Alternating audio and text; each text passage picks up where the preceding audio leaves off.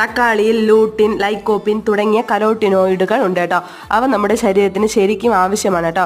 ഈ കരോട്ടിനോയിഡുകൾ prostate cancer തടയാൻ കഴിയുന്ന ഗുണങ്ങളുമായി ബന്ധപ്പെട്ടിരിക്കുന്നു.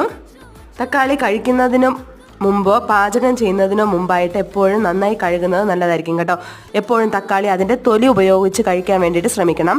തക്കാളിയുടെ തൊലിയിൽ നമ്മുടെ ശരീരത്തിന് ആവശ്യമായ ഫൈറ്റോ കെമിക്കലുകൾ ധാരാളം അടങ്ങിയിട്ടുണ്ട് കേട്ടോ. അതുപോലെ തന്നെ നമ്മുടെ തക്കാളിയിൽ വൈറ്റമിൻ സിയും ആൻറ്റി ഓക്സിഡൻറ്റുകളും ധാരാളം അടങ്ങിയിട്ടുണ്ട് കേട്ടോ.